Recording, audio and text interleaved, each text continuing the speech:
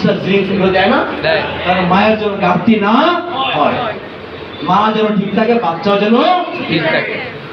আচ্ছা, কথাটা শুনেন, আজ থেকে প্লিজ খেয়াল করেন, আমার আলোচনা কিন্তু শেষ। আজ থেকে 100 বছর আগে বা 50 বছর আগে আমাদের মায়েরা কি calcium, zinc, iron, phosphorus tablet খাইছে? না। হাসপাতালে যে সিজার করা লাগছে? না। কিন্তু এখন তো এত ট্যাবলেট ওষুধ খাই, তারপরে হাসপাতালে সিজার লাগে। খেয়াল রাখবেন, এখানে বোঝার বিষয়, কেমিক্যাল এই দেহের জন্য না, এই দেহের জন্য প্রাকৃতিক খাবার। মা যে খাবার খাইছে, মা যে কায়িক পরিশ্রম করছে, এইটা এখনকার মেয়েরা করে না। করে মায়ের কাছে যেটা ছিল না, মোবাইলটা দেন, এই মায়ের কাছে একটা জিনিস ছিল, এটা ছিল না। মা এটা ব্যবহার করছে না। এটা কে করে? আমি করে। মা করে। প্রেগন্যান্ট মা করে। প্লিজ প্রেগন্যান্ট মায়েদের কাছ থেকে মোবাইল অনেক দূরে রাখবেন। করোনার সময় বলছে 3 ফিট দূরত্বে থাকবেন একজন আরেকজনের কাছে, আর প্রেগন্যান্ট মায়ের কাছে মোবাইলটা মিনিমাম 12 ফিট দূরে রাখবেন। খুব বেশি প্রয়োজন না হলে কথা বলবেন না, কারণ এটার মধ্যে কি আছে? রেডিয়েশন। এই রেডিয়েশনের কারণে বাচ্চা বিকলাঙ্গ হইতে পারে। আর এখন কিন্তু অটিজম, স্পেশাল চাইল্ড বেশি হচ্ছে।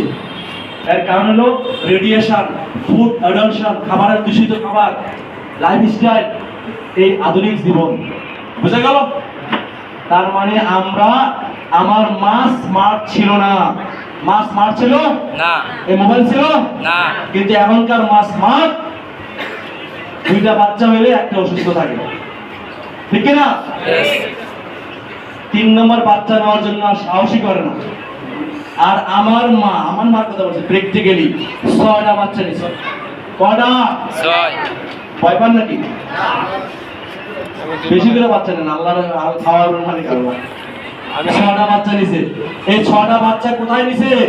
ঘরের মধ্যে জন্মগ্রহণ করছে, হাসপাতালে গেছে? আমার মনে আছে, আমরা তো অনেক ভাই বোন, আমার ছোট বোনগুলা যখন হয়েছে, আমরা বাইরে দাঁড়াইছিলাম, ঘরের বাইরে, তাই মা আমার বোনজন চিৎকার দিচ্ছে, আমরা খুব খুশি, কোলে নেব। বুঝা গেল? বলছে বোন হয়েছে, আমাদের 4 ভাই, তারপরে বোন হয়েছে, আমরা যে লাফাইতেছি বাইরে যে আমাদের বোন হয়েছে। খেয়াল করে দেখেন, ঘরের বাইরে লাফাইছে, ঘরের ভিতরে তার জায়গা নাই, বাইরে দাঁড় করে রাখছে আমাদেরকে সবাইকে। আর এখনকার মায়েরা কোথায়? কোথায়? বিশ্বাস করে এই জীবন। আলহামদুলিল্লাহ, আমারও 2টা বেবি হয়েছে, 2টাই নরমাল ডেলিভারি হয়েছে। আমি আমার বিয়ার আগেই তো টিউশন শুরু করছি, যেহেতু এটা বুঝছি, শুধু এটা খিলাইছি, খা খা খা খা খা খা খা, ইচ্ছা মতো খা। বাচ্চাগুলো হয়েছে দেশি মুরগির মতো, খালি দৌড়ায়, ধরে রাখা যায় না। দেখুন এখনকার বাচ্চাগুলো, ভাই বিশ্বাস করেন, এখনকার বাচ্চা ফার্মের মুরগির মতো জিমে।